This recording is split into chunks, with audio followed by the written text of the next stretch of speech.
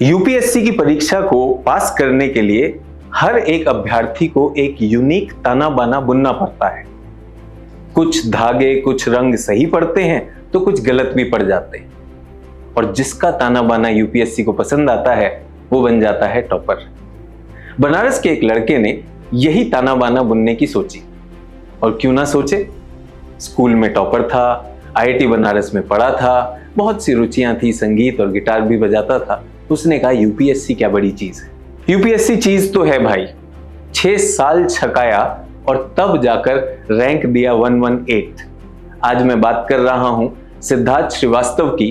उनका मैं वेलकम करना चाहूंगा और उनसे उनके इस ताने बाने के बारे में पूछना चाहूंगा। Siddharth, please welcome. Thank you sir. Congratulations. मैं सचिन अरोड़ा केजीएस के सौजन्य से सिद्धार्थ को आप सबके सामने लाया हूं ताकि सिद्धार्थ अपनी जर्नी हम लोगों के साथ शेयर करें। तो सिद्धार्थ, शुरू करें फिर ताना बाना खोलना। बिल्कुल सर। तो एक तो चीज सिद्धार्थ ये है कि आप मेरे स्टूडेंट भी रहे। यस। बट यहाँ जो मैं इंटरव्यू लेने वाला हूँ आपके साथ इस पॉडकास्ट में, मैं थोड़ा सा अपने दर्शकों का रिप्रेजेंटेटिव हूँ, मेरे स्टूडेंट्स का रिप्रेजेंटेटिव हूँ। तो मैं सारे क्वेश्चन वो पूछूंगा। कुछ स्टूडेंट्स ने मुझसे रिक्वेस्ट किया है कि सर हिंदी में लीजिए, तो हम इसको हिंदी इंग्लिश दोनों रख लें। हम दोनों we are comfortable in both these language. Sure sir, sure. तो हम इन्हें हिंदी और इंग्लिश दोनों में रखेंगे। आप लोगों ने कुछ प्रश्न हमसे पूछे हैं, सिद्धार्थ के टेलीग्राम चैनल पे भी छात्रों ने प्रश्न पूछे हैं, मेरे चैनल पे भी पूछे हैं, हम उनको भी समावेश करेंगे। तो सिद्धार्थ, फिर स्टार्ट करते हैं। पहला क्वेश्चन ये कि आपने ये सिविल सर्विसेज का idea, where did you nurture it to begin with? सबसे पहले आइडिया कहाँ शुरू किया? किसी से इंस्पायर्ड थे या खुद ही ये विचार आया कि मुझे सिविल सेवा में जाना है? सर बहुत ही ज़्यादा जो मेरी जर्नी है ये मैं क्या बोलूँ एकदम प्रोफेटिक टाइप की रही है। Like I have talked about it earlier also. जब बचपन में मैं और मेरे फादर, एक पिक्चर है सर, मैंने इंस्टाग्राम पे भी पोस्ट किया है। The three of us, me, my father and my sister, we are taking a pledge in front of the North Block. तो वहां पे माई फादर है टोल्ड मी कि भाई देखो सिद्धार्थ, यहाँ पे टॉप आईएएस ऑफिसर्स बैठते हैं और मुझे देखना है तुम्हें किसी दिन यहाँ पे। तो सर बेसिकली ये रहा कि जब मैं बचपन में मैं 7-8 साल का था और मेरे फादर, मैं और मेरी बहन हम लोग नॉर्थ ब्लॉक गए थे। तो वहाँ पे he made me take a pledge कि यहाँ पे टॉप आईएएस ऑफिसर्स बैठते हैं and I want to see you here someday. तो वहीं से कहीं ना कहीं वो एक जो है seed, it was sown inside me. And धीरे धीरे जब मैं बड़ा होता गया तो मेरे मौसा जी हैं, presently he is special secretary finance in UP government. तो उनको देखता था उनकी एसडीएमशिप में कि how what kind of change he is trying to bring. तो वो कहीं ना कहीं जहन में आ गया था। एंड क्लास 9th में मैंने एक आईडी भी बनाई थी, sit.iit.is। And it's, I am really thankful कि कहीं ना कहीं वो एग्जाम दोनों के दोनों निकल गए। And all I can say कि I am full of gratitude right now. तो सिद्धार्थ, मैंने तुम्हारे डेफ में वो आईडी देखी है, तो आज तक तुमने वो आईडी रखी हुई है। तो आई एम सो ग्लैड कि वो जो एक प्रोफेटिक थिंग थी कि एक आईएएस बनना है, तो वहाँ तक हम पहुँचे। इसमें मैं एक और चीज़ पूछना चाहूँगा, तैयारी स्कूल कॉलेज के दौरान ही शुरू हो गई थी या फिर ख़त्म करने के टाइम में हुआ ये? तो सर मैं बताना चाहूँगा, मेरे लाइफ में कोई भी चीज़ मुझे बहुत आसानी से नहीं मिली। तो आईआईटी की जब प्रिपरेशन करने के बाद जब मैं आया तो इनिशियली मेरे काफ़ी ख़राब स्कोर्स आ रहे थे, बट मेहनत की मैंने, तो टूवर्ड्स द एंड काफ़ी अच्छे स्कोर आने लगे। बट और मेरा प्लेसमेंट भी हो गया। बट लास्ट ईयर में मैंने ये सोचा कि करना है तो न्यूज़पेपर वगैरह और NCERTs I had picked up. But जो प्रॉपर प्रिपरेशन है वो आफ्टर माय ग्रेजुएशन तभी शुरू किया था। एंड उस टाइम पे आई वाज लाइक कि मेरे पॉइंटर्स बहुत अच्छे आ रहे थे कॉलेज में। तो मेरा था कि भाई निकल तो जाएगा फर्स्ट अटेम्प्ट में। एंड जाते ही मैंने प्रोक्लेम कर दिया था सॉर्ट ऑफ कि अब ये निकलना तो इसी बार में है। एंड कर दिया, but God had other plans, तो यहाँ तक अभी आकर के मिली है ये चीज़ मुझे। तो सिद्धार्थ, अक्सर मैंने यही सुना कि मन होता तैयारी का, लेकिन स्टार्टिंग जो करते हैं बहुत रैंडम होती है। अब तो सिद्धार्थ 6 राउंड दे दिए और उसमें जो गलतियां करनी है वो कर भी ली। We have learned a lot from that. तो सिद्धार्थ, अगर एक आइडियल प्रिपरेशन में आपसे बात करना चाहूँ, because there are many students जो बात करते हैं कब तैयारी शुरू करनी चाहिए, कैसे शुरू करें, क्या बुक्स पढ़ें, तो अब इतना एक्सपीरियंस सिद्धार्थ आपका हो चुका है, मुझे लगता है कि हमारे पॉडकास्ट में उसका बेनिफिट स्टूडेंट्स तक जाना चाहिए।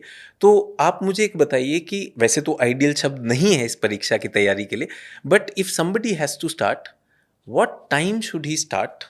क्या वो अपने ग्रेजुएशन ईयर्स में ही शुरू कर दें या फिर उसके बाद शुरू करें?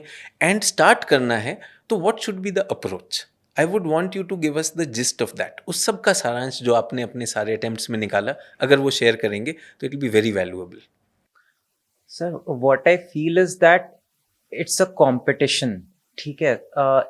तो मुझे नहीं लगता कि कॉलेज की पढ़ाई को नेग्लेक्ट करना चाहिए, क्योंकि college is an important stage जहाँ पे कि आपकी पर्सनैलिटी डेवलप होती है। You can pick up various kind of activities, extra curricular activities, you can read books, you can do debating, आप म्यूजिक कर सकते हो, डांस कर सकते हो। तो एक आपका व्यक्तित्व जो है अलग तरीके से निखर करके आएगा। आप उस टाइम पे किसी एनजीओ से एसोसिएट हो सकते हो, and these are also very important facets of your life, और वो आपको आगे जा करके आपके यूपीएससी के जर्नी में भी हेल्प करेगा।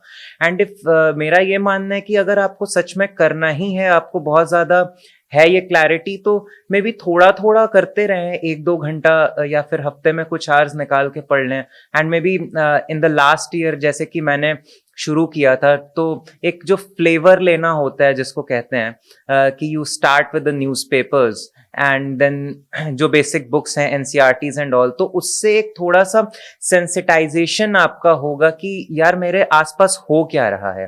And that is what is required कि this preparation basically makes you a good citizen, and which is what I feel कि मेरे साथ भी हुआ है। तो धीरे धीरे make yourself worthy for this competition college में, एंड फिर full fledged you can prepare after your graduation. There is no hurry. आप कितना भी हरी कर लें, लाइक आई वॉज इन अ हरी कि भाई पहले बार में निकल जाना है, बट भगवान का, आप यू ट्रस्ट मी, भगवान का आपके लिए एक प्लान होता है, एंड जब मिलना होता है तभी वो मिलेगा। तो ज्यादा उस चीज के लिए मुझे नहीं लगता कि परेशान होने की जरूरत है। सो जो मैं समझ पाया हूँ सिद्धार्थ, तो आपका ये कहना है कि कॉलेज एक अच्छी जगह है जहाँ पर आपको नींव डालनी चाहिए तैयारी की। ज़रूरी नहीं है कि आप उसी समय सारी चीज़ें कर रहे हैं, लेकिन अगर आप अपनी रुचि आसपास क्या हो रहा है करंट अफेयर्स में, बेसिक बुक्स पढ़ने में लगाएंगे तो ज़्यादा अच्छा रहेगा। तो इसी में मैं ये पूछना चाहता हूँ कि कॉलेज हमने कर लिया, अब हम इस तैयारी को शुरू करना चाह रहे हैं, तो क्या इसके लिए पहले हमें एकदम से कोचिंग भागना चाहिए या इसकी तैयारी खुद ही करनी शुरू कर देनी चाहिए? कोचिंग का भी एक मॉडल है, बहुत से लोग मैंने देखा है और खासकर हमारी क्लासेस में आ जाते हैं, उन्हें इस परीक्षा के बारे में ज़्यादा कुछ नहीं पता होता, सीधा क्लास में आते हैं। और कुछ लोग ऐसे होते हैं जो खुद से करना चाहते हैं। तो मैं इसमें आपकी एक फ्रैंक राय चाहता हूँ कि what should be the beginning? Sir frankly speaking, मुझे क्या लगता है कि जब मैंने फाउंडेशन कोर्स किया था तो मुझे कोई आइडिया नहीं था चीज़ों का, और इंटरनेट पेनिट्रेशन भी इस कदर नहीं था कि आपको उस तरीके का गाइडेंस मिल सके। मुझे लगता है कि it's not a rocket science. तो एटलीस्ट जीएस के लिए तो बहुत ज़्यादा ज़रूरत नहीं है किसी कोचिंग की। आपको एम्पल अमाउंट ऑफ गाइडेंस मिल जाएगा कहीं ना कहीं से, इतने सारे टॉपर्स का टॉक है। एंड अगर आप किसी एक बंदे का भी फॉलो कर लेते हैं डिलिजेंटली, आई थिंक आपको काफ़ी हेल्प हो जाएगी। क्योंकि हिस्ट्री पढ़ने के लिए आपको your holy grail should be this PYQs and syllabus.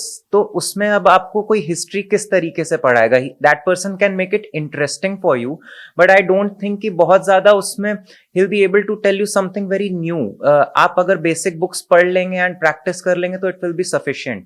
But yes, मुझे ये लगता है कि जो ऑप्शनल सब्जेक्ट है उसके लिए एक हैंड होल्डिंग और एक प्रॉपर मेंटोरशिप कहीं ना कहीं बहुत ज्यादा जरूरी होती है। तो आप उसको ज्वाइन कर लो, and at some point if you feel कि कोई सब्जेक्ट आपसे नहीं हो पा रहा है, लेट अस से सोशियोलॉजी हो गया, एथिक्स हो गया, अगर कुछ टेक्निकल है तो आप उसके मॉड्यूल्स ले सकते हैं, क्योंकि अभी काफी ज्यादा फ्लेक्सिबल हो गया कोचिंग का मॉडल।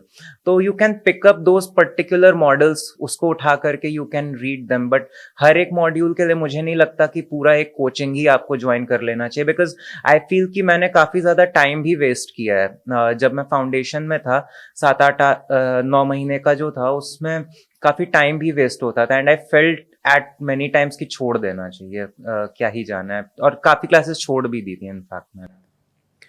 तो सिद्धार्थ, थैंक यू ये बताने के लिए। मुझे लगता है कि बहुत से छात्र जो हैं सारा काम जो है कोचिंग पे छोड़ देना चाहते हैं और अपना काम नहीं करना चाहते, तो वहाँ एक गड़बड़ हो जाती है।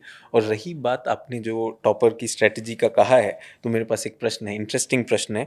अगर टॉपर की सही स्ट्रैटेजी पता चल जाए तो क्या पीटी और मेंस पार हो जाएगा? भाई, पता चलना और करना दो अलग चीज़ें हैं। तो मेरा ये मानना है, जैसे मैं आपको बताना चाहता हूँ सिद्धार्थ, यहाँ खान ग्लोबल स्टडीज़ में खान सर ने एक पूरे आंदोलन की तरह से हर घर में जो भी बच्चे आर्थिक रूप से भी अफोर्ड नहीं कर सकते थे, वहाँ भी अच्छे शिक्षण का व्यवस्था करवाई है। और बहुत से बच्चे हमसे जुड़ते हैं, और आपके इस मैसेज के थ्रू मैं उन सबको कहना चाहता हूँ कि बच्चों, अपनी तरफ से कोई कसर ना छोड़ें। आप अपनी पढ़ाई को करिए। टॉपर आपको बहुत अच्छी स्ट्रैटेजी दे सकते हैं, आपकी क्लासेस आपकी बहुत मदद कर सकती हैं, लेकिन अगर आप उनमें नहीं होंगे तो एक चुनौती हो जाएगी। खैर, इसी में आगे बढ़ते हैं। तो इसमें मुझे एक बात बताइए, जो मैं अनुभव करता हूँ, बच्चे आते हैं क्लासेस में, बहुत कुछ करते हैं, उनको बहुत डर लगता है कि करंट अफेयर्स कैसे करें। मेरे पास बहुत से क्वेश्चन आए कि करंट अफेयर्स, और वो पहले दिन से ही पूछने लगते हैं कि सर करंट अफेयर्स, ना उन्हें हिस्ट्री आता है, ना पॉलिटी आता है, ना ज्योग्राफी आता है, बट करंट अफेयर्स। तो एज अ टॉपर, आपने करंट अफेयर्स को किस तरह से वहाँ पर समावेश किया, किस तरह से आपके पास टेक्निक्स थी, क्या सोर्सेज थे, वो आप शेयर करेंगे राइट इन द बिगिनिंग, तो that will be of great help. Sir, जितना मैं इस एग्जामिनेशन को समझ पाया हूँ, इनिशियली कुछ सालों में, जब 2016-2017 में थोड़ा था करंट अफेयर्स की, पिछले एक साल के करंट अफेयर्स काफी पूछे जा रहे थे। बट प्री एंड मेंस दोनों में, एंड इवन इस साल तो सर इंटरव्यू में मैं देख रहा था करंट अफेयर्स पूछ ही नहीं रहे। दे वांट टू, इंटरव्यू में they want to test your personality, ये नहीं देख रहे हैं कि क्या हो रहा है रशिया और यूक्रेन में। रेयरली वो क्वेश्चंस आ रहे थे। तो मुझे ये लगता है कि इवन प्रीलिम्स का अगर बात कर ली जाए, तो जो कोर करंट अफेयर्स है पिछले एक साल से पूछा गया है, वो 10-12 से ज्यादा नहीं होता, और अगर वो होता भी है तो इतना टफ होता है कि you won't be able to solve that. So why bother? I think the anchor of your preparation should be the static material. आप उसको, जो स्टैटिक पोर्शन है, उसको इतना स्ट्रांग बना लीजिए जिससे कि आपको करंट पे निर्भर ही ना रहना पड़े। जैसे कि अब करंट अफेयर्स अगर पूछ भी रहा है तो थ्रू द मतलब प्रिज्म ऑफ स्टैटिक, जो है कि स्टैटिक और करंट को मिला करके पूछ रहे हैं उस चीज को। तो बहुत ज्यादा भागिए मत, कोई एक कंपाइलेशन उठा लीजिए। मैं पर्सनली जैसे एक पर्टिकुलर कोचिंग का कंपाइलेशन आता था, पीटी 365, मैं उसको करके चला जाता था। So that was working for me, और उतना ही करता था। स्टैटिक को बहुत स्ट्रांग किया था मैंने कि वो मेरा गलत नहीं होना है प्रीलिम्स में। एंड इवन मेंस में करंट अफेयर्स मेरे लिए था कंटेक्स्ट सेट करने के लिए। Like sir, you always talk about the context, कि क्यों पूछा है सवाल, तो उस चीज के लिए और उस आंसर को रेलेवेंट बनाने के लिए, लाइक फूड प्रोसेसिंग इंडस्ट्रीज हो गया, या फिर इंफ्रास्ट्रक्चर डेवलपमेंट के ऊपर एनी क्वेश्चन, तो आज उसका रेलेवेंस क्या है, कि पीएम गति शक्ति डालना है या फिर पहले का गोल्डन क्वाड्रिलैटरल डालना है। तो ये आपका विवेक है कि आप किस तरीके से उसमें डाल रहे हो उन चीजों को। तो करंट अफेयर्स के पीछे बहुत भागना नहीं और परेशान नहीं होना है, क्योंकि ऐसा नहीं है कि वो नॉन नेगोशिएबल है। नॉन नेगोशिएबल आपका स्टैटिक है, आपके बेसिक्स हैं, तो stick to the basics, I would say. तो ये बहुत मार्के की बात कही है आपने सिद्धार्थ, कि भाई आपका अगर बेसिक तैयार नहीं है बच्चों, तो करंट अफेयर्स उस पर डाल ही नहीं सकते। तो इन्होंने कहा अगर आपको बेसिक पॉलिटी नहीं आती, बेसिक इकोनॉमिक्स नहीं आती, बेसिक ज्योग्राफी नहीं आती, तो पहले दिन से उसका करंट कैसे जोड़ेंगे। और बहुत अच्छी बात इन्होंने ये भी कही कि करंट की उपयोगिता अलग अलग लेवल्स पे अलग है, प्रीलिम्स में उसकी अलग है, मेंस में कॉन्टेक्स्ट के लिए यूज़ करते हैं, इंटरव्यू के लिए। तो ये सारी चीज़ें आएंगी और जैसा कि उन्होंने कहा कि आप जो है एक संस्थान के कंपाइलेशन से जुड़ सकते हैं और साथ ही साथ अखबार समाचार पत्र के साथ तो आपको जुड़ना ही पड़ेगा। ठीक है, तो इसमें मैं सिद्धार्थ एक और स्पेसिफिक चीज़ रखना चाहता हूँ यहाँ पर कि बच्चे जो हैं प्रीलिम्स के लिए अलग तैयारी करते हैं, मेंस के लिए अलग तैयारी करते हैं, तो क्या ये तैयारी अलग है, नंबर वन। और दूसरा जो आपने कहा कि स्टैटिक चीज़ पहले तैयार करनी है, तो उनके बेसिक सोर्सेज वैसे तो सभी टॉपर्स लगभग वही बताएंगे, बट जो बेसिक सोर्सेज आप हमसे शेयर करना चाहेंगे, तो पहला प्रश्न, क्या ये दोनों तैयारियां अलग होती हैं, और दूसरा इनके बेसिक सोर्सेज क्या थे? सर जैसे कि ज्योग्राफी में आपने डुअलिज्म और डाइकोटोमी की बात की है, तो आई थिंक कि इनिशियली एक तरीके का डुअलिज्म होता है इसमें कि प्री और मेंस को साथ में हमें करना है, बट जैसे जैसे एग्जाम आने लगता है तो वो डाइकोटोमी एक कहीं ना कहीं आ जाती है कि अभी प्री के पास तो प्री ही पढ़ना है क्योंकि उसमें एमसीक्यू सॉल्व करने हैं, उसमें फैक्ट्स देखने हैं। ठीक है, तो वो माइंडसेट अलग है। तो मैं ये कहूंगा कि ऐसा लगातार कोई कंटिन्यूअम नहीं है कि साथ में ही करना है, अलग ही अलग करना है। एक टाइम पे इनिशियली आपको साथ में करना पड़ेगा जब आप बेसिक्स अपने तैयार कर रहे हो, बट जब प्रीलिम्स के लिए आएंगे तो प्रीलिम्स के लिए तैयारी करनी पड़ेगी। जब मेंस के लिए आएंगे तो वही जो फैक्ट्स आपको हर एक जगह हर एक चीज के याद करने थे, नाउ आप एक एक एग्जाम्पल उसका उठाएंगे। जैसे कॉइन्स कई तरीके की होती हैं, बट आप एक उठा करके उसका एग्जाम्पल कहीं दे सकते हो। आपको हर तरीके के कॉइन्स याद करने की जरूरत नहीं है कि गुप्ता में मान लीजिए 6 तरीके के coins they had found out, तो सारे नहीं याद करिए, एक याद कर लीजिए कि कुमार गुप्ता की जो कॉइन थी वो एक आप याद कर लीजिए एज एन एग्जाम्पल। तो वही कहना चाहूंगा सर कि साथ में भी है और अलग अलग भी है। तो इसमें मैं भी इस बात से सहमत हूँ कि जब आप तैयारी कर रहे हैं, शुरुआत कर रहे हैं, तो इसमें अभी आप प्रीलिम्स और मेंस में भेद नहीं कर सकते। और जैसा कि आपने कहा, प्रीलिम्स जब पास आता है तो उसकी जो टेस्टिंग है वो मल्टीपल चॉइस बेस्ड है और मेंस की अलग टेस्टिंग। इसी में मैं आपसे पूछना चाहता हूँ, और ये बहुत कॉमन क्वेश्चन मेरे पास आता है कि प्रीलिम्स से पहले बच्चे सिलेबस नहीं ख़त्म कर पाते, और प्रीलिम्स के आखिरी 30 दिन जो मैंने देखा है वो मेक और ब्रेक होता है। तो आप सिलेबस कैसे खत्म करते थे और आखिरी 30 दिन आपकी क्या स्ट्रेटेजी होती थी प्रीलिम्स को लेकर? सर जैसे अभी लास्ट क्वेश्चन में आपने बेसिक बुक्स जो बोली थी, तो मैं उसको लिस्ट कर दूंगा अपने चैनल पे बेसिकली, क्योंकि बहुत ज़्यादा है नंबर ऑफ बुक्स जो हैं। बट मेरा ये रहता था कि I use to start with the static books, पहले उनको एक बार पढ़ लेता था।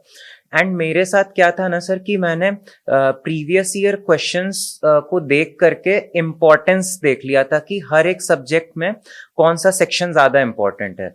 तो although the books are in notes format, मैं उसका भी एक शॉर्ट नोट्स बनाता था कि यार ये सेक्शन ज्यादा इंपॉर्टेंट है तो इसको बना के रखें। लाइक टॉपर्स बोलते हैं ना कि 6 से 7 बार पढ़ के जाते थे, तो सर मैं भी 6 से 7 बार पढ़ता था, बट उन चीजों को जो ज्यादा पूछी जा रही हैं। अब लेट अस से कि सीवीसी सीबीआई पूछ ही नहीं रहा है, तो मैं उसको 6-7 बार क्यों पढ़ूंगा, मैं एक बार पढ़ लेता था बस उसको एग्जाम के जस्ट पहले कि रिसेंसी इफेक्ट से मुझे वो याद रह जाएगा। बट लाइक पार्लियामेंट बार बार पूछ रहा है तो उसको मैं कई बार पढ़ लेता था।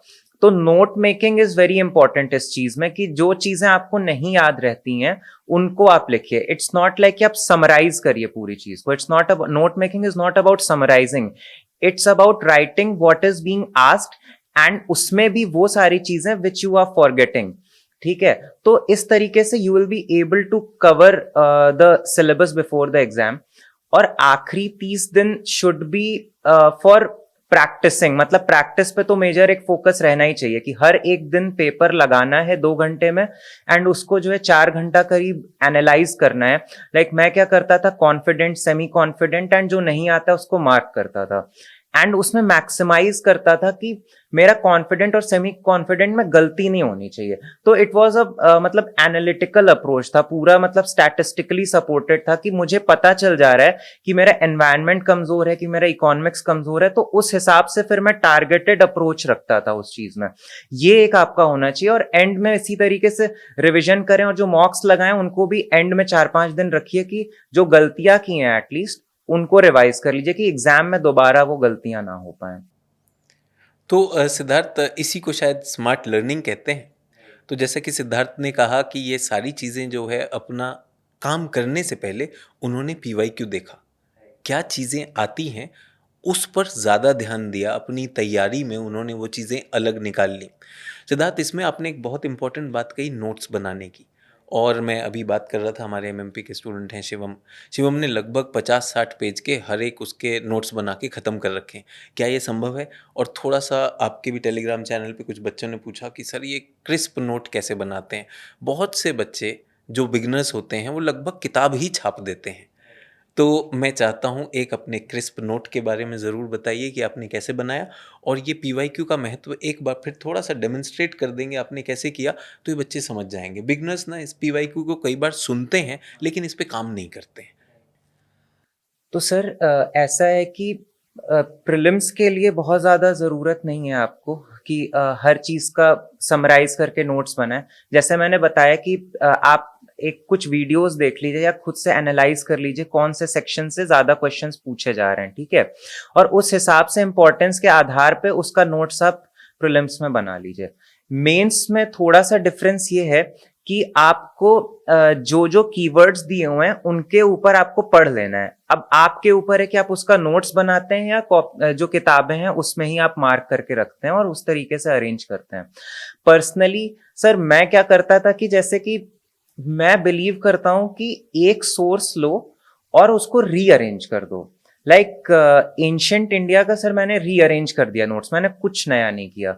मैंने क्या किया कि जैसे डायनेस्टी वाइज आर्टिफैक्ट्स कैसे वैरी कर रहे हैं, कि कॉइन्स कैसे इवॉल्व किए हैं अक्रॉस वेरियस डायनेस्टीज, तो वो लिख दिया। एक ये तरीका था अरेंजमेंट का, और दूसरा ये था कि मुगल्स में कैसे क्या क्या आर्टिफैक्ट्स थे और किस तरीके से वैरी किए हैं, उसका डायग्राम प्रिपेयर्ड था, इंट्रोडक्शन प्रिपेयर्ड था, कंक्लूजन प्रिपेयर्ड था, एग्जाम्पल्स प्रिपेयर्ड थे। तो मेरा क्या था कि एग्जामिनेशन में वैसे ही क्वेश्चन आ ही रहे हैं, तो मैंने देख लिया था कि किस तरीके से प्रीवियस ईयर क्वेश्चंस में आ रहा है, तो नोट्स उस तरीके से मैंने सर बना रखे थे। तो it was very easy for me. जैसे मॉडर्न इंडियन हिस्ट्री में मैंने ट्राइब्स का बना लिया था और एग्जैक्ट क्वेश्चन पूछा है, एक हर एक लाइन में सर वैल्यू एडेड मटेरियल था मेरा, एग्जांपल्स थे सब में कि क्या मेथड्स ब्रिटिशर्स ने यूज किए, क्या रिबेलियन हुआ, सबका एग्जाम्पल, सबका इंट्रोडक्शन, कंक्लूजन एकदम फट से मैंने लिख दिया, और वो it saved me a lot of time.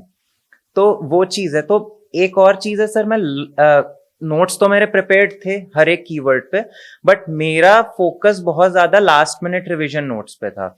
उसमें मैं सारे वैल्यू एडेड चीजें डाल देता था। जैसे पॉलिटी का लक्ष्मीकांत से उठा लिया, करंट अफेयर्स से उठा लिया, सब चीजें एक जगह पे।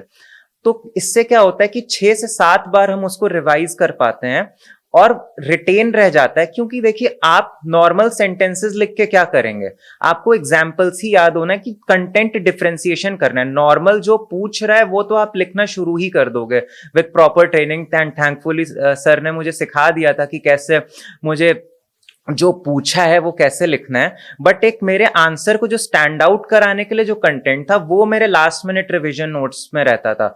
मैंने वो अपने चैनल पे भी डाल दिया है कि कैसे पॉलिटी का मैंने दिखाया कि ग्रैनवेल, ऑस्टिन, आइवॉर जेनिंग्स और जितने भी इतने सारे स्कॉलर्स थे सब कुछ बना के रखा था कि चलो आएगा तो फटाक से वो इंट्रो कंक्लूजन बॉडी में आ जाएगा। तो सर यही अप्रोच था मेरा इसमें। तो thank you for sharing this approach Siddharth. और जो छात्र सोच रहे हैं सिद्धार्थ सर का टेलीग्राम चैनल कौन सा है, वो हम अपने लिंक में, इस वीडियो के लिंक में आपको शेयर कर देंगे। उसी में जो लोग सोच रहे हैं क्या बेस बुक्स हैं, वो बार बार रिपीट करना कि ये एनसीईआरटी, ये लक्ष्मीकांत, वो सिद्धार्थ सर ने कहा कि वो अपने टेलीग्राम ग्रुप पे डाल चुके हैं, तो आप वहाँ से पढ़ लीजिएगा कि कौन कौन से सोर्सेज हैं। बट जो बात इन्होंने कही, जो बहुत काम की बात है, जो मुझे बहुत अच्छी लगी, कि यार 6 से 7 बार रिवाइज करना है प्रीलिम्स से जस्ट पहले, और 6 से 7 बार पूरी की पूरी किताब नहीं कर सकते, बहुत ज़्यादा डिटेल्ड कहानियाँ लिखी हुई वो नहीं कर सकते। तो पीवाईक्यू अपनी मंजिल को देखते हुए आपने जो काम के एग्जाम्पल हैं, काम के फैक्ट हैं, उन्हें लास्ट मिनट नोट की तरह बना लिया है, और यही most of the toppers ready करते हैं। तो आप लोगों का काम ये नहीं होना चाहिए कि किताबों को लेकर उनको दोबारा लिख दें, और जैसा कि इन्होंने कहा एक ही सोर्स ले लीजिए, उसको डाइजेस्ट करिए। बहुत बहुत काम की चीज़ है ये। मुझे इसमें एक और क्योंकि प्रीलिम्स की बात कर रहे हैं, इसमें मुझे एक और चीज़ पूछनी, क्या इस समय आपने कोई टेस्ट सीरीज ज्वाइन की थी, और टेस्ट सीरीज को किस प्रकार से हम मैक्सिमाइज कर सकते हैं अपने प्रीलिम्स में अच्छा स्कोर लाने के लिए?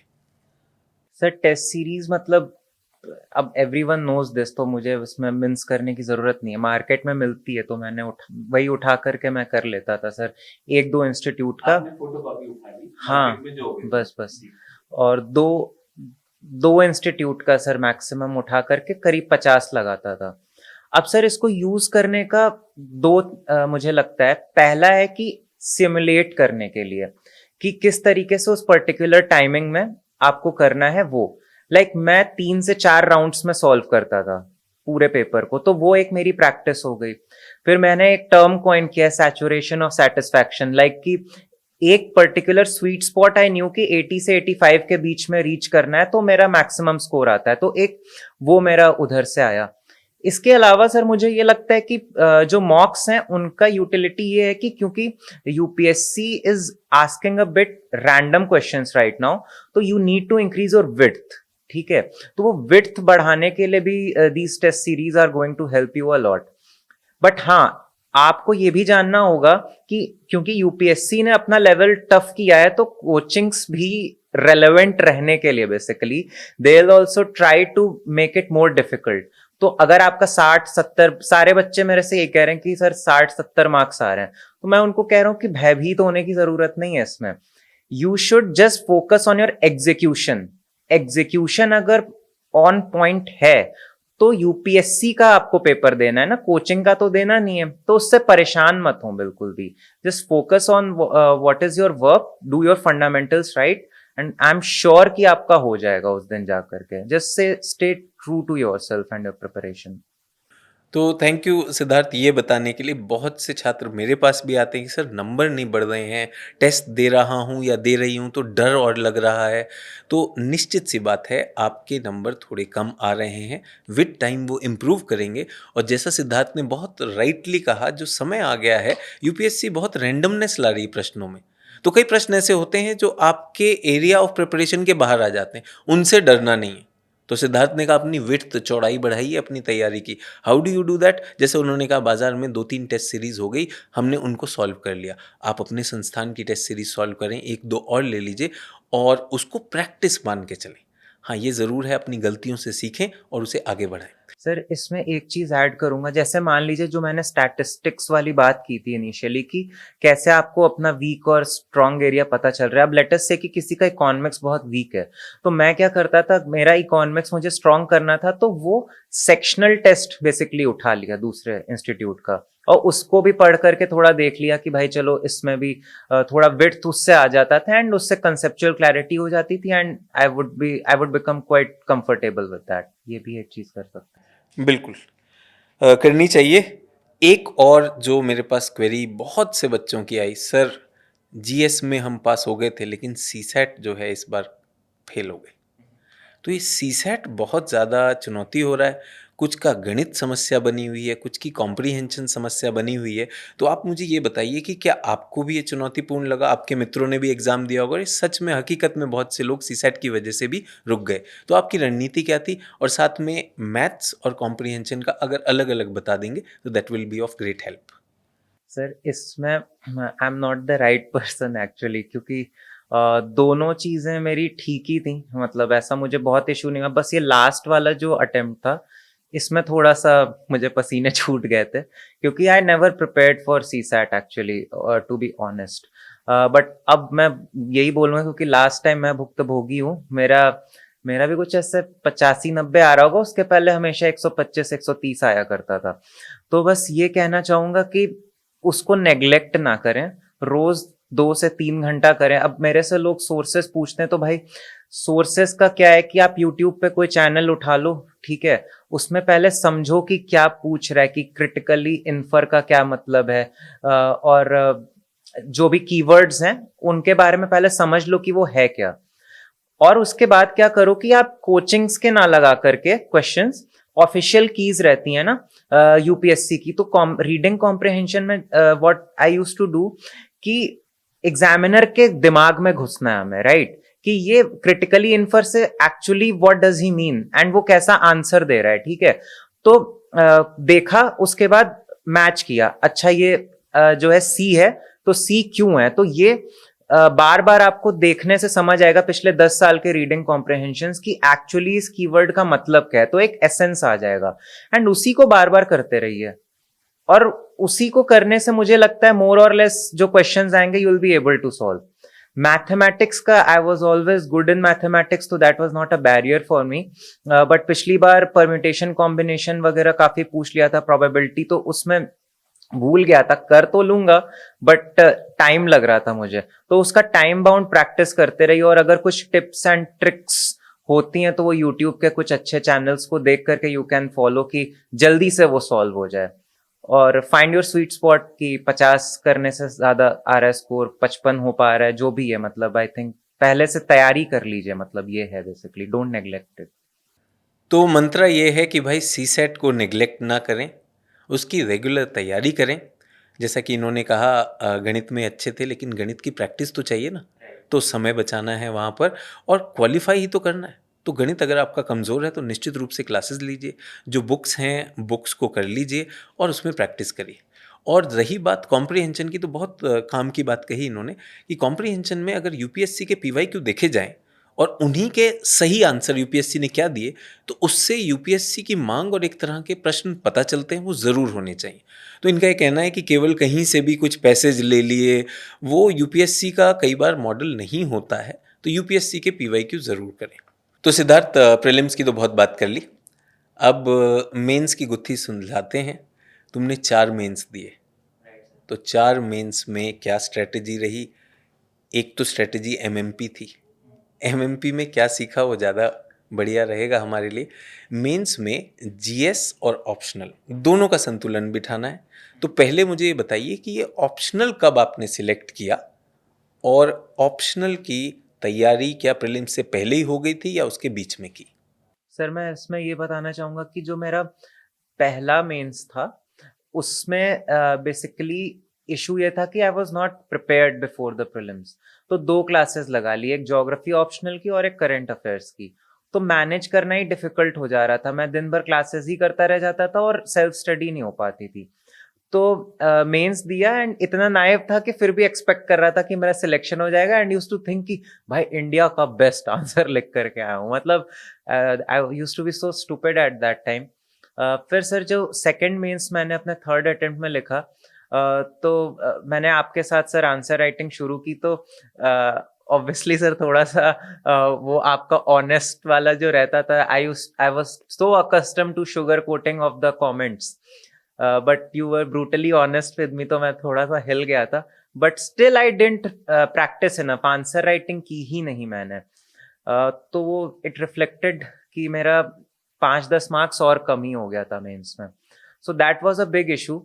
तो फोर्थ अटेम्प्ट जो मेरा था उसमें I started with answer writing with your initiative, quadrant initiative था, बेसलाइन इनिशिएटिव था.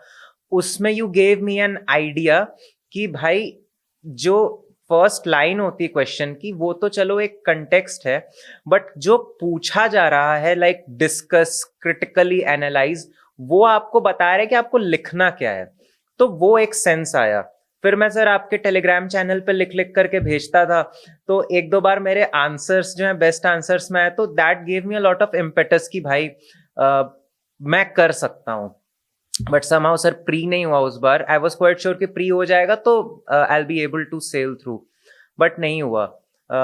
फिर जो नेक्स्ट अटेम्प्ट था सर, जो मैं नायब तहसीलदार बनने के बाद जो मैंने दिया है, उसमें एमएमपी का एकदम ग्रैंड एंट्री होता है मेरे लाइफ में.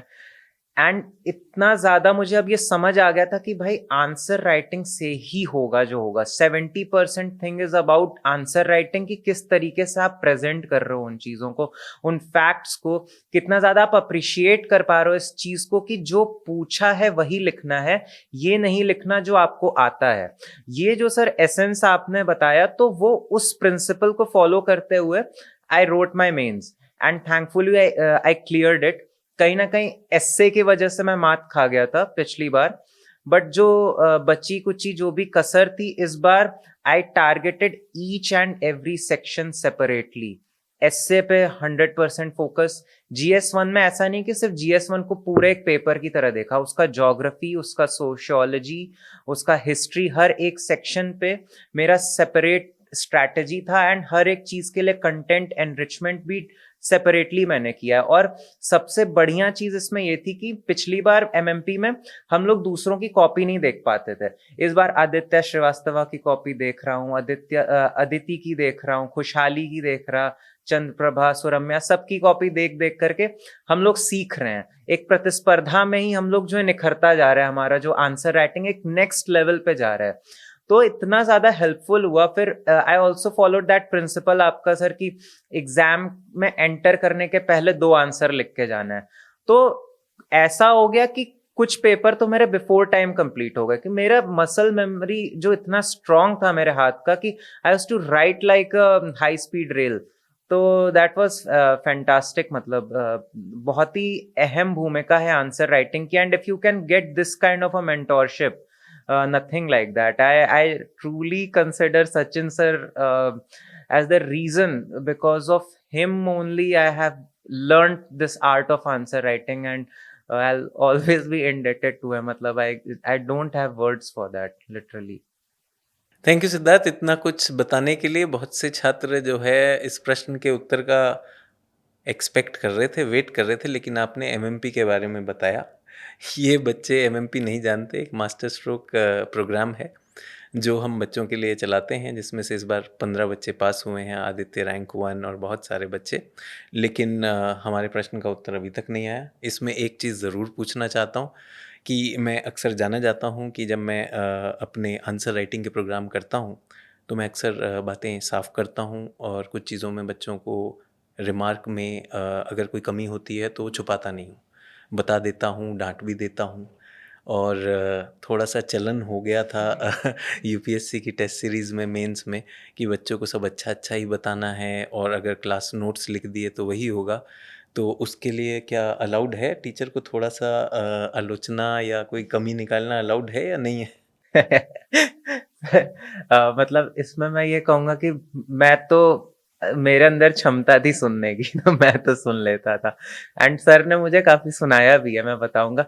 बट अच्छी बात है। मेरा बस इतना कहना है कि अगर आप स्पष्ट रूप से नहीं बताएंगे छात्रों को कि भाई आपकी क्या गलती है, तो वो करेंगे कैसे?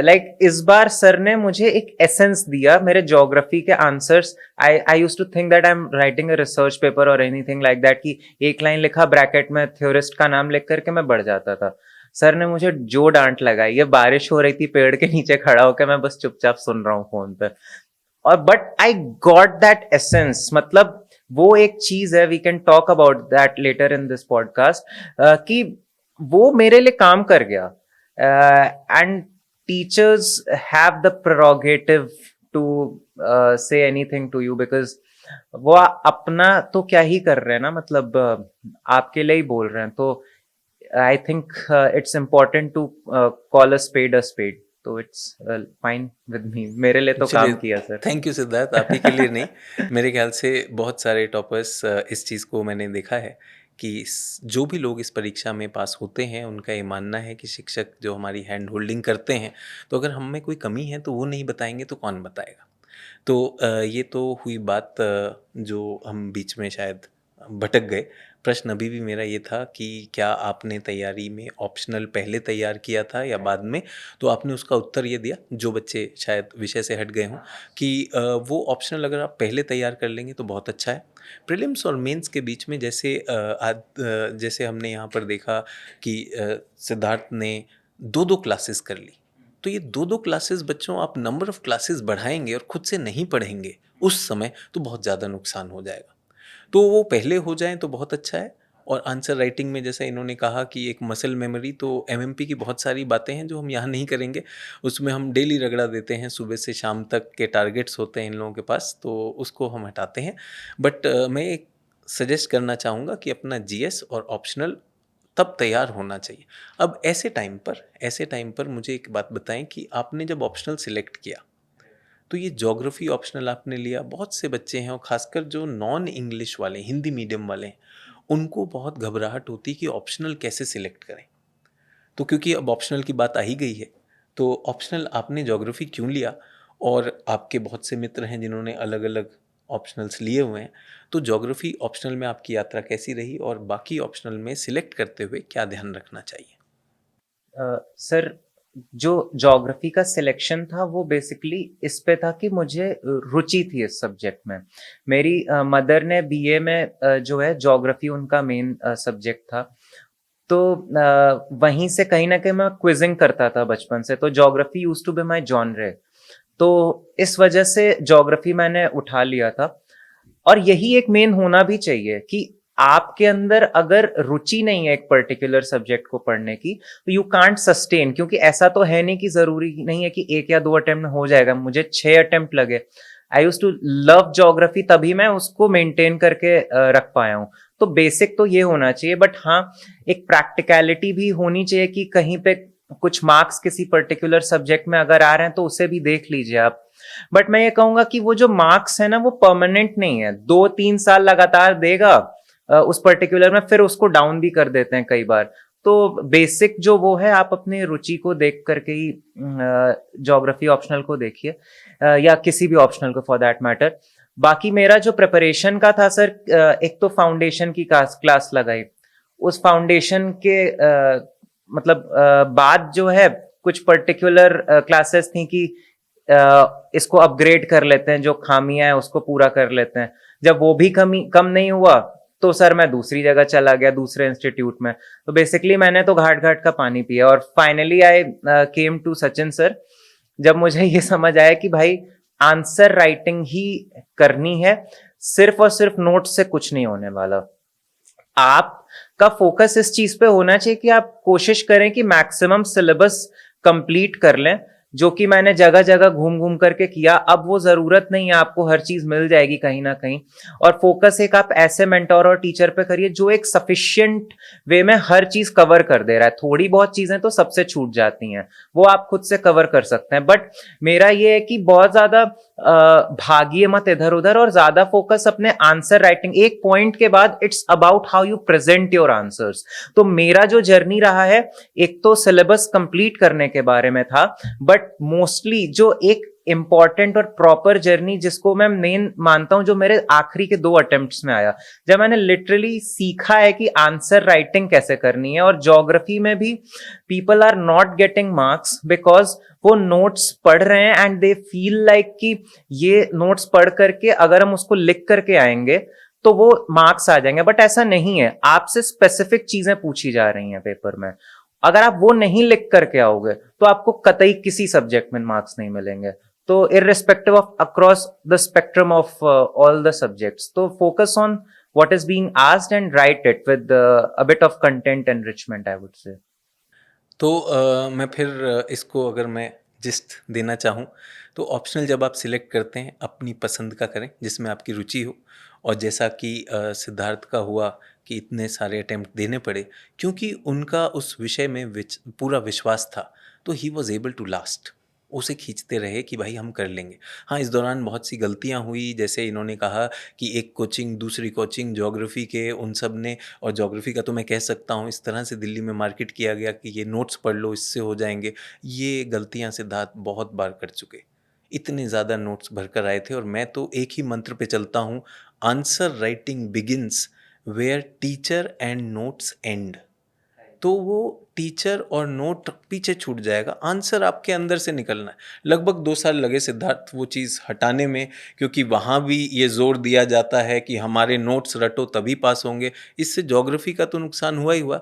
मैं तो कहूँगा कहीं पर भी छात्रों का डर होता है जब वो जाते हैं किसी भी ऑप्शनल के लिए कि साहब आपके नोट से हो जाएगा कि नहीं हो जाएगा। भाई नोट्स हैं, निश्चित रूप से रॉ मटेरियल है वो, लेकिन अगर आप उसे पचाएंगे नहीं तो कैसे होगा। ये चीज़ जीएस के लिए भी अप्लाई होती है। और इसी में मैं, क्योंकि ऑप्शनल पे हमने बात कर ली है, तो फिर से वापस जीएस पे आना चाहूँगा। जीएस और ऑप्शनल साथ में ऐसे भी, मुझे लगता है प्रीलिम्स और मेंस के बीच में टाइम मैनेजमेंट का सबसे बड़ा चैलेंज है।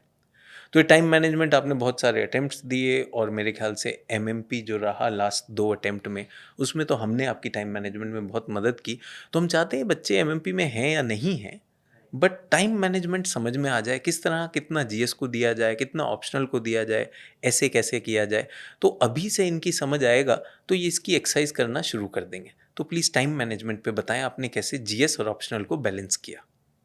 सर मैं हमेशा स्टैटिस्टिक्स पे चलता हूँ कि जीएस के क्योंकि मार्क्स के प्रपोर्शन ज़्यादा हैं ऑब्वियसली, तो उस पे थोड़ा ज़्यादा टाइम देना पड़ेगा। 4 पेपर हैं, एक ऐसे और ऑप्शनल के 2 पेपर हैं, तो उसी हिसाब से मेरा टाइम डिवीजन भी रहता था कि दिन में आधा आधा घंटा मैं दे देता था ऐसे को कि ब्रेनस्टॉर्मिंग कर लिया, एक समझ लिया एसेंस की उस पर्टिकुलर टॉपिक का क्या है। उसके अलावा जीएस का एक चंक रहता था और एक चंक ऑप्शनल का रहता था। एंड इन सब के अलावा सुबह 1.5 घंटा आंसर राइटिंग जीएस का और रात को 1.5 घंटा आंसर राइटिंग ज्योग्राफी का, जो कि मेरे लिए नॉन नेगोशिएबल था। मैं भले ना पढ़ूं बट मैं आंसर राइटिंग तो करूंगा ही करूंगा।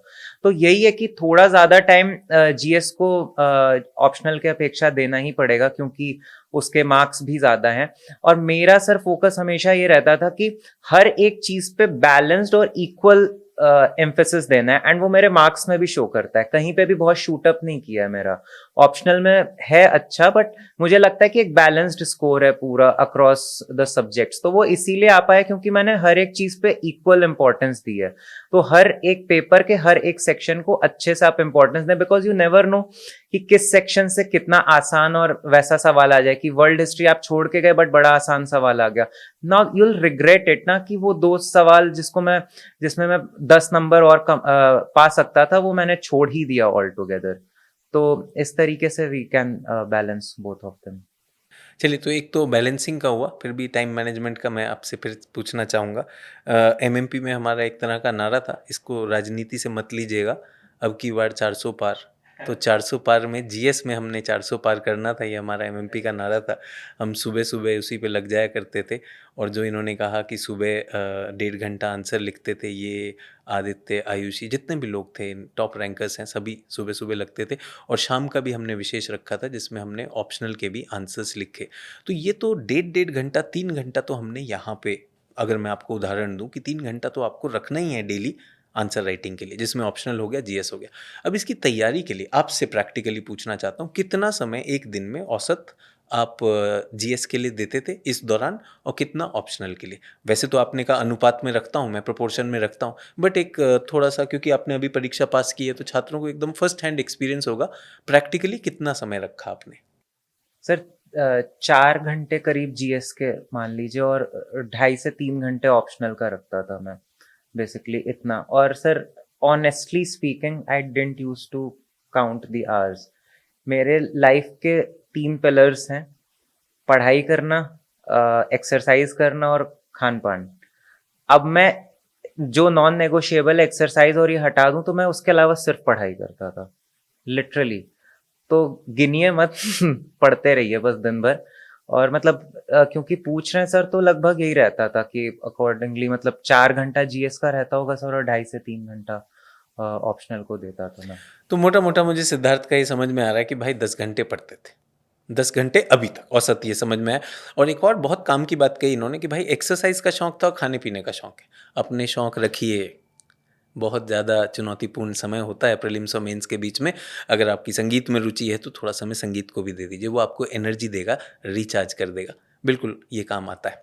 अच्छा, इसमें एक और चीज़ मैं पूछना चाहूँगा कि आपकी जो ये मेंस की स्ट्रैटेजी रही, इसमें जो आपने थोड़ी देर पहले कहा था शॉर्ट नोट्स, क्रिस्प नोट्स, यहाँ क्या आपके पास क्या नोट्स बने हुए? तो प्रीलिम्स के टाइम के यूज़ किया, कुछ और अलग से बनाए? नहीं सर, अलग से बनाए थे मैंने नोट्स मेंस के। जैसे मान लीजिए कुछ नोट्स मेरे बुक्स में ही थे, उनको मैंने शॉर्टन नहीं किया। कुछ नोट्स जैसे अलग से बनाए थे एनजीओ के ऊपर, जैसे मान लीजिए एक है डेवलपमेंट इंडस्ट्री पे कुछ है, सीएसआर पे कुछ है, तो वो बना हुआ था। अब सर उसमें से जो वैल्यू एडेड मटेरियल था मेरा, कि एनजीओ का कोई प्रॉपर एग्जाम्पल है या एनजीओ के ऊपर कोई कोट है या कोई केस लॉज हैं, इनको मैं अपने लास्ट मिनट रिवीजन नोट्स पे डालता था। क्योंकि नॉर्मल चीजें तो सब लोग लिख लेंगे, कि अगर पूछता है कि what are the issues with the NGO, तो इतने साल पढ़ने के बाद एंड अखबार पढ़ रहे हैं सब कुछ, तो 6-7 पॉइंट तो आप लिख ही दोगे एनीवेज। बट उन 6-7 पॉइंट्स को स्टैंड आउट कैसे कराना है, वो जो चीजें थी सर, वो बेसिकली मेरे क्रिस्प नोट्स में जाते थे। यही मेरा स्ट्रैटेजी है। और मैंने अपने क्रिस्प नोट्स कुछ अपने चैनल पे भी डाले हैं, जिसमें कि आप देख सकते हैं कि किस तरीके से आप बना सकते हैं, कैसा एक अप्रोच होना चाहिए। तो ये मैंने पिछले 3-4 सालों से मैं कर रहा हूँ और ये काफी फायदा भी होता है। वहां जाकर के I am able to reproduce maximum things. तो सभी लोगों को बताना चाहता हूँ कि जो भी आपने तैयारी की है, अब उसमें वैल्यू एडिशन के लिए जो चाहिए वो इस दौरान ये क्रिस्प नोट्स में, चाहे एग्जाम्पल हुए, केस स्टडी हुआ, डेटा हुआ, और उसका उदाहरण भी आपको सैंपल्स में, सिद्धार्थ के सैंपल्स में मिल जाएगा। और सर क्रिस्प नोट्स का ये था कि मैं 20 दिन के लगभग जो है अपना रखता था समय, और 5 दिन में बना लेता था इन नोट्स को, और जो बचे हुए 15 दिन थे उसमें मैं उनको 5 से 6 बार रिवाइज कर लेता था। तो और इसका ये भी उपयोगिता है कि जो पेपर्स हैं वो लगातार हैं आपके, एसए, जीएस 1 2 3 4, गैप उतना होता नहीं है। तो वो उस पीरियड में जो ब्रेक होता है ना, उसमें भी you are able to revise everything कहीं ना कहीं। तो I encourage all of you कि जो भी आपके वेरियस सोर्सेज में आपके पड़े हुए हैं वैल्यू एडेड मटेरियल जो भी है, उसको एक जगह एकत्र कर लें, जिससे कि जब एग्जाम हो उस टाइम पे आपको रिवीजन में बिल्कुल भी इश्यूज ना आए। तो ये एक इम्पॉर्टेंट चीज है।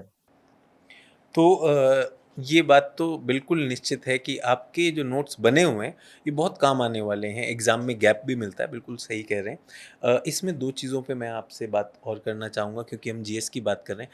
एसे के लिए क्या अलग से समय दिया था, नंबर वन, और दूसरा एथिक्स के लिए। अभी हाल ही में मैं आदित्य से बात कर रहा था, आदित्य ने कहा सर इस बार एथिक्स में मैंने बहुत अच्छा से इम्प्रूव किया, बहुत ही स्पेसिफिक चीज़ों पे काम किया।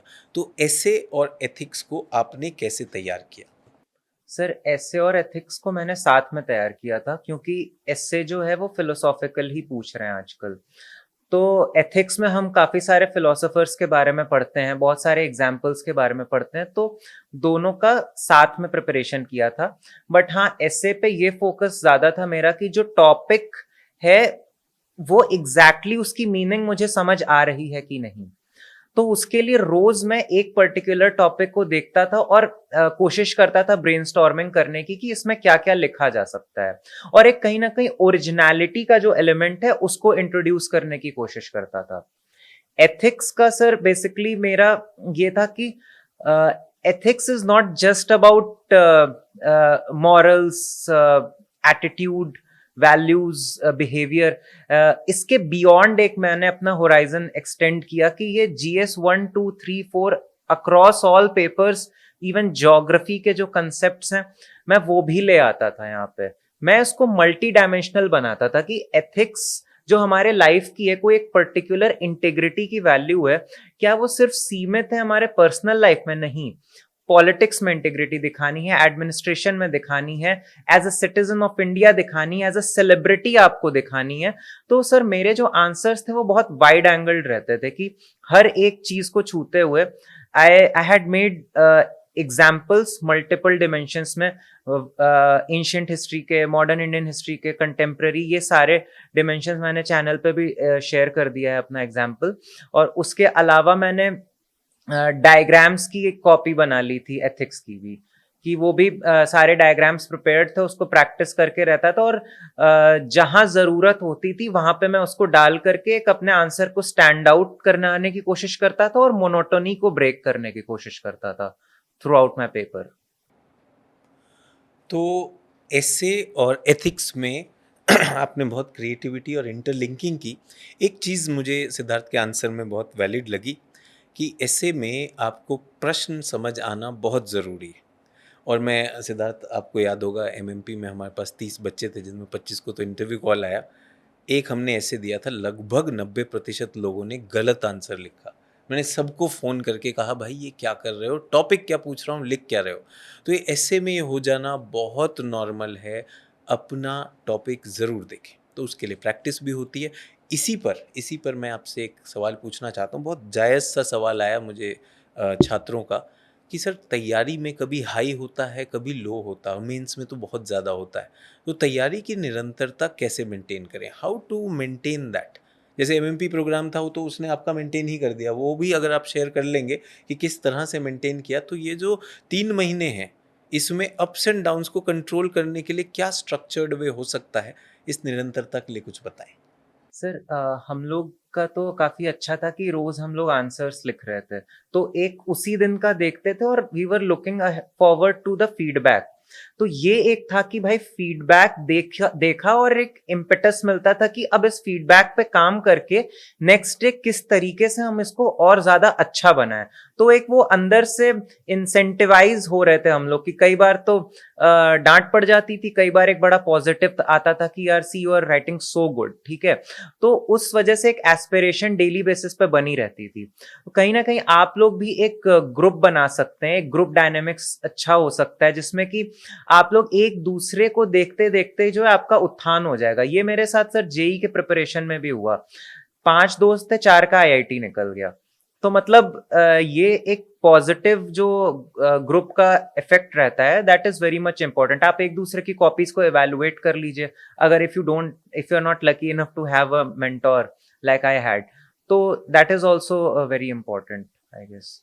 तो इसे मैं फिर से अगर सही शब्दों में रखूं, तो हम क्या करते थे, डेली टारगेट्स सेट होते थे। आपको चिंता ही नहीं करनी अगले दिन की क्या है, आपको प्लानर मिला हुआ एक हफ्ते का, वो आपको करना ही करना है।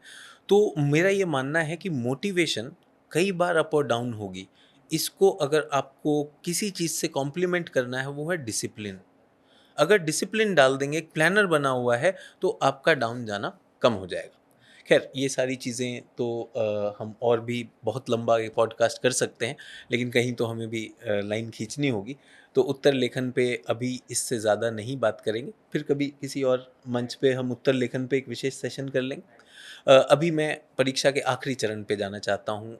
सिद्धार्थ, जब इंटरव्यू का कॉल आया, और इंटरव्यू आपने पहले भी दिया, ठीक है, और मतलब एक बार नहीं, एक से ज़्यादा बार दिया है, तो इंटरव्यू का आपका अनुभव कैसा रहा, उसकी तैयारी कैसी रही, ये ज़रूर शेयर करें। तो जो मेरा दूसरे इंटरव्यू का जो एक्सपीरियंस था वो मैं आपके साथ शेयर करना चाहूंगा कि as soon as I entered the room, the chairperson says to me कि सिद्धार्थ आपने अपने कोट का दोनों बटन लगाया हुआ है, क्या कोचिंग वालों ने आपको ये सिखाया है क्या? सो वेरी कॉन्फिडेंटली, क्योंकि I was quite confident with myself, तो मैंने बोला नहीं sir, I feel that I am looking smarter this way, that's why I have button both of them. तो कहते हैं कि but where is the mirror, where did you see? तो I just told him very honest, I was quite honest, I said कि sir right now just now I had used the washroom and there I just adjusted it. तो he said कि अच्छा okay but your hair is quite messy, तो I just did it like this कि sir is it better now? तो he started laughing, यार I'm just kidding, and he offered me tea and everything। तो a very good tone was set वहां पे कि I think he must have also liked it कि यार confident है बंदा, he's quite comfortable in his own skin। So this is how the interview went, and अच्छा था, 15 marks बढ़ा भी मेरा पिछली बार से। And sir, I would like to share one thing कि whenever I have put genuine efforts in this particular exam in any direction, UPSC has rewarded me।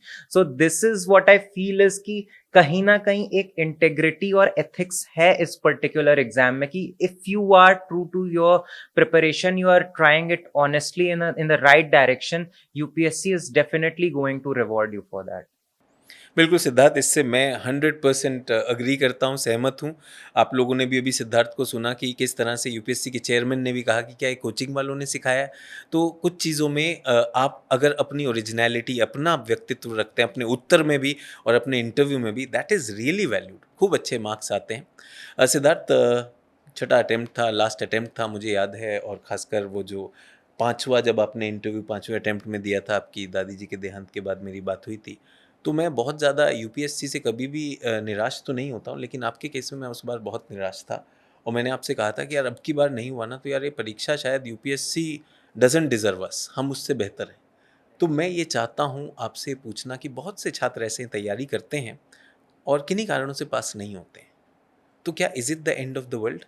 और इस बार जो हमने तैयार की थी, मेरे ख्याल से मैंने भी आपसे बोला था, शायद पेरेंट्स से भी आपकी बात हुई थी कि यार अगर नहीं होगा तो भी दुनिया ख़त्म नहीं होती, हम उससे बेहतर करेंगे। तो प्लीज़ उनके लिए, जो लोग नहीं कर पाए हैं लेकिन अभी भी अपनी यात्रा में हैं, something to motivate them. Sir इसमें मैं ये कहना चाहूंगा कि सच में UPSC is just giving you a platform कि आप यहाँ से टेक ऑफ कर सकते हो, और आपको एक सेंसिटिव सिटीजन बना रहा है. You enjoy the process. और एंड में अगर नहीं भी होता है ना, मैंने पहले भी कहा है कि you have so many problem statements around you. Startup शुरू कर दो भाई, इतने ज्यादा इश्यूज आपको पता है, कहीं पे भी जाकर के you will be having that aptitude to start something, और हार्डवर्क पुट इन करने की इतनी क्षमता हो चुकी है ना आपकी, you can do amazing in any and every field that you want. तो निराश नहीं होना. लाइक सर से मैं हमेशा कहता था कि सर नहीं होगा तो मैं कैट या जीमैट दे करके सर मैं I go for a startup, and जो मेरा बिगर विजन है कि मुझे सोसाइटी के लिए कुछ करना है, मैं उसके थ्रू उसको जो है अचीव करूंगा. तो बिल्कुल भी नहीं एकदम. और वो लाइनें हैं कि यह हार एक विराम है, जीवन महासंग्राम है, तिल तिल मिटूंगा लेकिन दया की भीख मांगूंगा नहीं, वरदान मांगूंगा नहीं. तो इस स्पिरिट में आप जो है अपना काम करते रहें, and I wish you all the best उस एंडीवर में. बिल्कुल, तो हार हो जाती है जब मान लिया जाए, और जीत हो जाती है जब ठान लिया जाए. तो मुझे लगता है कि ये इस बार हमने ठान के वो जीत भी अर्जित की है. और जितने भी छात्र किन्हीं कारणों से अगर अटके हुए हैं, तो इसे ठान लीजिए कि आपका आखिरी अटेम्प्ट है. इसमें कुछ कहीं पर नहीं छोड़ना है, और अपनी जिम्मेदारी लेनी. अपनी जिम्मेदारी, जो भी आपके शिक्षकों ने बताया, किताबों ने बताया, वो सब श्रद्धेय हैं, लेकिन उन चीज़ों को डाइजेस्ट करना है. And this is your attempt, make it count. और जिन लोगों का अटेम्प्ट किन्हीं कारणों से ख़त्म हो गया है, तो वो भी ये सोचें कि जो भी आपने सिविल सेवा की परीक्षा में पाया है वो कहीं व्यर्थ नहीं जा रहा है. बहुत सारा स्टेमिना लिया है आपने. उन सारी चीज़ों को, राष्ट्र निर्माण की बहुत सी गतिविधियां हैं. भाई, आप सिविल सेवा में आना क्यों चाहते थे? आप कुछ कंट्रीब्यूट करना चाहते थे. एक परीक्षा पास नहीं हुई तो क्या आपका जीवन अब निरर्थक हो जाएगा? ऐसी मूर्खता नहीं करनी है, ना ये सोचना है. और इस विचार के साथ मैं थोड़ा सा इस इंटरव्यू का जो आखिरी पड़ाव है, जो जीएस के लिए है, ऑप्शनल के लिए हम इसके अलग एक सेगमेंट कर लें. तो ऑप्शनल भूगोल के लिए हम एक अलग बात करेंगे. इस सेगमेंट को मैं थोड़ा सा वैसे तो सिद्धार्थ ने बहुत सोच के जवाब दिए हैं. मैं सिद्धार्थ को थोड़ी देर के लिए एक रैपिड फायर राउंड में ले जाना चाहता हूँ, जिसमें सिद्धार्थ ऐसा बहुत ज़्यादा सोच के तो नहीं बोलेंगे, लेकिन जो उनका नेचुरल आंसर होगा वो हम लोगों के सामने आएगा. तो सिद्धार्थ, शुरू करें रैपिड फायर? बिल्कुल सर, बिल्कुल. रैपिड होना है एकदम. Sure sir. चलिए. First thought when the result came out? Sir, I started shouting and I threw away all the things around me. I was so full of energy. तो यही था मतलब. तो कहाँ थे जब ये रिजल्ट आया? सर अकेला था घर पे, और कुर्सी सामने थी, मैं उठा के फेंक दिया. पता नहीं, मैं पागल हो गया था खुशी से. सच में बड़ी चीज Literally, है, बड़ा बहुत रिजल्ट बहुत है, बड़ी चीज बहुत थी. मेहनत के बाद आया. बिल्कुल. चलिए, दूसरा प्रश्न. Most memorable response of someone on your selection, जो सर, आपको याद रहा हो. मेरी मम्मी को मैंने बताया, मम्मी 118 है एंड मोस्टली आईपीएस मिल जाना चाहिए. तो शी सेज कि यार सिद्धार्थ, आईएएस होना चाहिए था यार, टॉप 10 में आना चाहिए था. मतलब एक्सपेक्टेशन एंड ही नहीं हो रही सर. बिल्कुल है, बट हकीकत क्या है? Next question is, was there a fear कि यार इतने टाइम पास नहीं हुए, इस बार भी नहीं हुआ तो क्या होगा? मैं मान के बैठा था नहीं होगा. मैं ये मान के बैठा था कि मेरी किस्मत जो है फूटी हुई है, नहीं होना ही नहीं है, कि अब तो जी मैट ही करना है, कैट ही करना है, यही मैं सोच के बैठा था. तो और ज्यादा एक्साइटमेंट हो गया ना कि हो गया सिलेक्शन. अपेक्षाएं ना रख करके फिर जब वो पूरी होती है ना, तो दैट्स अनदर लेवल. बिल्कुल, मुझे लगता है बड़ा आध्यात्मिक सा एक लेवल हो गया कि जब आपने सारा मोह छोड़ दिया तो यूपीएससी ने बिल्कुल आपको रिजल्ट दिया. मुझे एक बात बताइए, this is my next question. इतने फेलियर्स देखने के बाद, what kept you going, what was your strength? Sir, my strength was my spiritualism, I would से. एक मेरा अपने साथ कनेक्शन है बहुत healthy. I know what I want in my life and that's what kept me going. And नायब तहसीलदार में जब मैंने चीज़ों को देखा है, बेसिकली कि एक इंसान को भी मैं हैप्पी कर पा रहा हूँ on a daily basis, and that glimmer of hope in their eyes, तो वही सर था मतलब एक दैट केप्ट मी. बहुत अच्छा, बहुत अच्छा, very inspiring. One person you looked up to during your preparation? Sir there were in fact two people, my parents. क्योंकि सर गजब का वर्क एथिक है, इतना डेडिकेशन, इतना डिसिप्लिन है डेली बेसिस पे. मैं फादर हर दिन सुबह उठ करके ही राइट्स डाउन कि क्या करना है उस दिन, और ही अचीव्स दैट. तो वो वर्क एथिक जो है बेसिकली, और वो जो डिसिप्लिन है, वो कमिटमेंट है अपने बच्चों के लिए, अपने जॉब के लिए, वो सर एक कहीं ना कहीं I have inherited it from them, my दादी। तो ये it runs in the family basically. चलिए, बहुत अच्छा है। I think it is a very blessed thing to have that. Your strength area in UPSC preparation, जो आपको लगा यार ये मेरा स्ट्रेंथ है। Sir any day answer writing. Answer writing. चलिए, आप सच में बहुत अच्छा लिखते हैं, इसके लिए तो मैं भी वाउच कर सकता हूँ। I have really seen you grow in that. और आपकी वीकनेस क्या रही? What is your weakness, one weakness जो यूपीएससी की सफ़र को इतना लंबा खींच गया? Sir I, instead of becoming a collector, I became material collector. Material collector, notes collector, dictation collector. इसी पर अब मैं आपसे एक प्रश्न पूछना चाहूँगा। आपको कोई दो में से एक विकल्प चूज करना है। Choose one quality that help you clear UPSC, luck और consistent effort. Consistent effort. Classroom study या सेल्फ स्टडी?